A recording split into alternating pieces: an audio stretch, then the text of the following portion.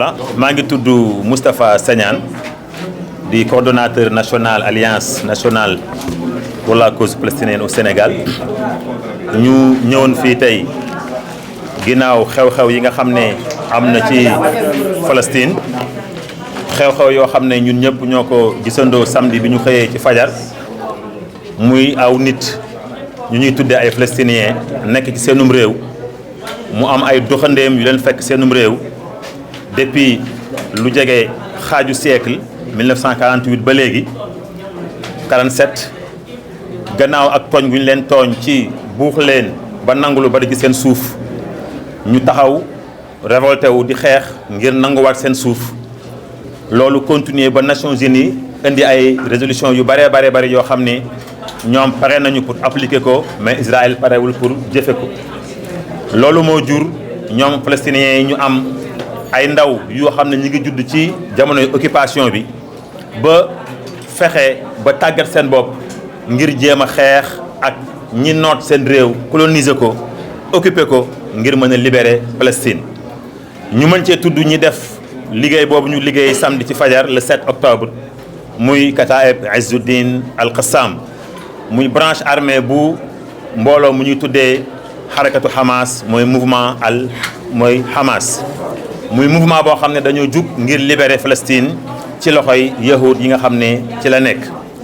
li ci metti mooy ñooñu bi ñu xeex bi àdduna dañoo gis ne li ëpp ci médias occidentaux yi dañ leen a traité ay terroristes ñun alliance bi ñu bañ baat boobu ñu askanele ko ñooñu ñuy tuddee waa Hamas ndax ku la fekk sa kër bëgg koo nangu bëgg jël sa yëf nga xeex ak moom yaakaar naa kii bëgg jël sa yëf la ñu war a tuddee ab agresseur ab terroriste mais yow mi défendre sa bopp di défendre sa suuf kenn waru laa tuddee terroriste.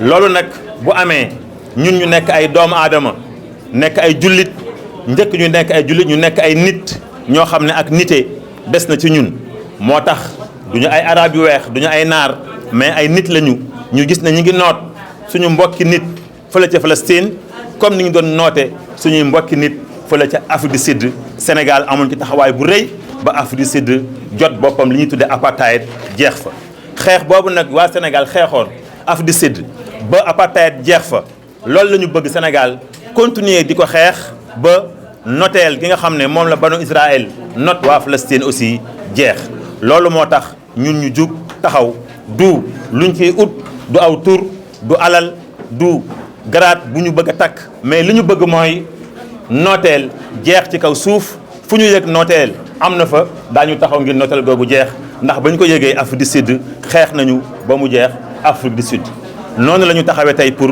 nooteel boobu jeex dëkk ba ñuy tuddee Palestine. mbokk yi li ñu gën a indi mooy justice li ñu gën a indi mooy woo suñu réew muy Sénégal ak képp koo xam ne borom doole nga ci kaw suuf moo xam buur nga moo xam président nga moo xam émir nga ñu lay déglu nga yëkkati sa kàddu wax ak banu Israël ñu téye seen loxo ci Gaza bi nga xam ne fan yi gis nañu ne ña ngi ko bëgg a faagaagal ña ngi koy dëbbu ba mu mokk rumbax parce que loolu la Israël bëgg waa Gaza génn Gaza dem dëkk feneen ñoom ñu libre ci biir Palestine occupé ko tuddee ko Israël.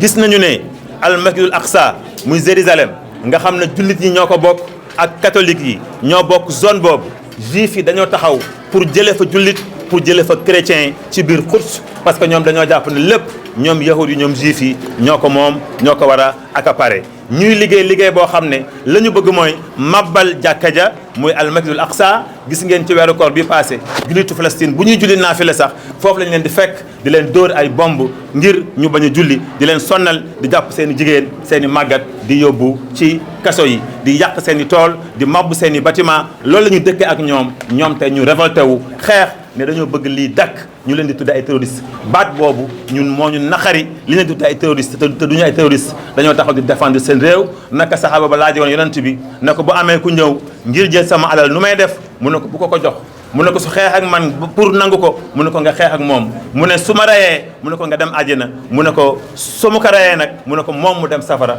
ñoom hadis boobu moom la ñuy jëfee kon kuy xeex ngir jot sa bopp yaakaar naa am na beneen qualification bu ñu la war a qualifier bu wuute ak baatu terroriste wasalaamaaleykum wa rahmatullah. Imam balaa ngay kii est-ce que tomb bi nga xamante ne Hamas def na ko. autorité lañu parce que dëkk la boo xam ne ña fay tuddee autorité boo xam ne Europe moo lay jox looy fayee say fonctionnaire autorité boo xam ne occupant bi moo lay dimbali pour nga mën a fay say fonctionnaire kooku yaakaar naa taxawoo pour libérer Palestine. ñeneen ñi nga xam ne ñoo nekk Palestine te bokkuñu ci mbooloo moomu nga wax man ñooñu laa gëm ne ñoom la ñu war a jàppale pour ñu mën a libérer Palestine parce que ñooñu ñaata at ñu jiite Palestine ñaata at ñu taxaw pour Palestine am indépendance mais day gën a pur zone bi ñu occupé woon bis bu nekk at mu nekk weer wu nekk day gën a wàññeeku kon ñun li ñu gëm mooy ñi taxaw ngir jihaad joxe seen bakkan pour mën a libérer Palestine dama jàpp ne ñun ñooñu la ñuy tuddee les vrais et les véritables combattants. État du Sénégal dafa condamné contre Palestine. État du Sénégal ñun wax nañ ci État du Sénégal dafa condamné ak agression bi am bi waa Hamas def Israël et en même temps mu condamné xeex maanaam bombe yi nga xam ne aussi waa Israël ñi ngi koy dóor ci waa Gaza donc Sénégal dafa jéem a tëddee njaaxaanaay mais ñun dañu koy woo ci mu bañ a tëddee njaaxaanaay boobu lu tax parce que Palestine dañ ko yaakaar moom Sénégal ba jox ko seen chaise bi nga xam ne mooy sàmm seen àq ak seen yelleef ca Nations Unies depuis 1976 depuis jamono moom président Léopold Sédar Senghor chaise boobu la Palestine wóolu Sénégal dénk ko mu ko koy sàmmal di sàmm seen àq ak seen yelleef mu dem ci loxo président Abdou Diouf ñëw ci loxo président Macky Sall ak moom Abdoulaye Wade ba ñëw tey ci loxo président Macky Sall kon dañoo bëgg ne ñooñu meloon taxawaay boo xam ne dañuy sàmm ak yelleefu Palestine loolu la ñuy oowaat suñu état mu taxawaay boobu pour ñu sàmm ak yelleefu doomu Palestine. Dernière question ci état palestinien diaboliser un peu la Palestine mais on sait que l'Union européenne est l'une des puissances premières de la Palestine loolu gis nga parce que. d'accord loolu lu am la mais gis nga bi song bi amee Union européenne aide bi nga xam ne dañ ne woon dañ koy jox waa Palestine automatiquement dañ ne arrêté nañ ko kon loolu li muy wane mooy ñoom dañoo far te nëbbuñu seen far yaakaar naa nag far moom ku nekk bu la neexee nga far mais dëgg moom kenn mën na koo nëbbu te ñun ñëpp xam nañ ni dëgg gi mi ngi ci côté waa Palestine. ci côté palestinien ñu bëri dañuy jaawale diggante autorité palestinienne ak Hamas. ñu bëri sax dañu jàpp ne autorité palestinienne bu ñu demee ba nga xam ne dañu tëlee ci côté politique dañuy dugal waa Hamas pour ñu dugg ci côté force. waaw loolu ay analyse politique lañu ay analyse politique la te ñun duñu ay politiciens ñun société civile lañu li ñu jàpp daal mooy képp koo xam ne mën nga fexe ba Palestine jot boppam ak turu woo mën a tudd fexeel ba Palestine jot boppam te doo yàq te doo jaxase ak yelleefu doomu aadama yoon wi nga xam ne nag ñun moo ñu gënal fu Palestine jot boppam mooy yoonu jàmm mooy yoonu waxtaan mooy yoonu négocier ba ku nekk jot sa bopp gis sa bopp ci li nga xam ne moo am Palestine ñun loolu mooy li ñu gënal mais ñi nga xam ne nag ñoo nekk sur place ñoom ñoo ñu gën a xam lan la Palestine laaj ñun daal li ñu bëgg mooy jàmm am fa Palestine jot boppam dundam gis boppam ci réew. Merci. Nous avons invité la presse aujourd'hui pour parler de la situation en Palestine. La situation semble très simple. Il s'agit d'un pouvoir, il s'agit d'un occupant, en l'occurrence l'État d'Israël, qui depuis plus de 75 ans a occupé les terres des Palestiniens et exerce une oppression sauvage sur ces populations.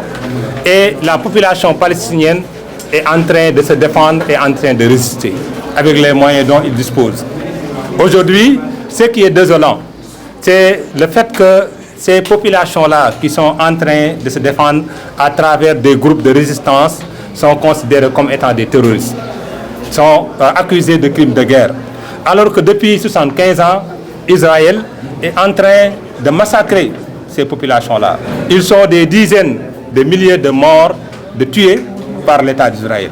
Ils sont plus de 6 millions de personnes qui sont déplacées ou bien qui sont exilées hors de leur terre. Ils sont plus de dizaines de personnes, dizaines de milliers de personnes qui sont blessées ou bien amputées par la répression et que l'État d'Israël exerce sur ces populations-là. Donc c'est pourquoi nous exprimons notre solidarité et notre soutien sans faille à la population palestinienne, au peuple palestinien, qui aujourd'hui défend ce qu'on appelle les terres saintes d'Al-Aqsa, qui sont des terres saintes, aussi bien pour les musulmans que pour les chrétiens. Donc, nous dénonçons la politique de 2 poids, 2 mesures des puissances occidentales qui aujourd'hui dénoncent ce qu'ils appellent le terrorisme, mais se taisent par rapport aux exactions, aux crimes de guerre que commet l'État d'Israël actuellement en Palestine, et ce depuis plus de 75 ans. Donc voilà, de manière très brève, voilà ce que nous voulons exprimer à travers ce point de presse. Merci. Cette attaque du Hamas, est-ce que ça ne va pas impacter la lutte diplomatique qu'a menée jusque-là l'autorité palestinienne, en l'occurrence le Fatah, sachant que les États-Unis ont rompu leur position par rapport à la solution à 2 États? Il y a 2 points. Donc on dit un processus diplomatique. Qu'a apporté ce processus diplomatique au bien-être des Palestiniens? Voilà un processus qui a commencé. On a tordu, n'est-ce pas, la main à Yasser Arafat pour qu'il signe en 93. Depuis 93, 30 ans est déjà passé. Qu'est-ce que l'autorité a fait pour que les Palestiniens aient une vie digne et un bien-être dans leur propre pays? Pratiquement rien. Ce que l'autorité est en train de faire, c'est de jouer le rôle de ministre de l'Intérieur de l'État d'Israël. Mais ne fait rien pour que vraiment les terres qui sont occupées illégalement soient retrouvées. Pour rappel, il y a plus de 50 résolutions des Nations Unies et des condamnations des Nations Unies contre l'État d'Israël qui sont filées et pliées. L'État d'Israël ne se préoccupe pas de l'application de ces résolutions-là. Et le seul pays à avoir fait ça. Donc, au lieu de parler de processus de paix, on se demande quelle est l'utilité de ce processus de paix qui a été mis en place depuis 30 ans et qui n'a absolument rien apporté. Alors que les terres qui sont libérées jusqu'ici, c'était les terres libérées par Hezbollah, qui est un mouvement armé, et par Hamas Gaza, qui est un mouvement armé. Donc finalement, on pousse les gens à adopter, n'est-ce pas, de la résistance armée afin de récupérer leurs propres terres. Et ça a été partout comme ça. En Afghanistan, lorsque les États-Unis ont bombardé ce pays-là, ont occupé ce pays-là, il y a de cela 20 ans, ils ont été obligés de sortir et de négocier avec les talibans qu'ils considèrent comme étant des terroristes. Donc aujourd'hui, ils sont sortis, ils ont été obligés de négocier avec eux, et c'est les talibans qui sont revenus malheureusement. Bon, pas malheureusement, mais en tout cas, c'est eux qui sont revenus. ANC a été considéré plusieurs années durant comme étant des terroristes. Et finalement, les gens ont été obligés de négocier avec eux et pour que la démocratie, l'état de justice, de droit soit établi et que tout le monde puisse vivre ensemble aujourd'hui en Afrique du Sud. On demande la même chose, que les résolutions et les condamnations, les résolutions particulièrement des Nations Unies soient appliquées afin que les Palestiniens puissent vivre de manière digne, n'est-ce pas, dans leur propre pays, avec un état viable, n'est-ce pas, à côté, n'est-ce pas, de tous les autres pays qui sont dans la sous-région. Un commentaire par rapport à la position du Sénégal qui a condamné carrément ces actes de Hamas. Le Sénégal a toujours eu une position honorable. Mais là, il est en train malheureusement de se rapprocher de la position des grandes puissances. On condamne des conséquences, mais on se tait par rapport, n'est-ce pas, aux actes, aux causes. La cause, c'est l'occupation. Aujourd'hui, ce qui se passe, c'est qu'il y a un massacre, n'est-ce pas, d'Israël, de la population palestinienne par l'Israël. Et on n'a pas encore entendu l'État du Sénégal condamner de manière sans embâche ces massacres-là. Aujourd'hui, ce qui se passe, c'est qu'il y a une occupation et les gens résistent avec les moyens dont ils disposent.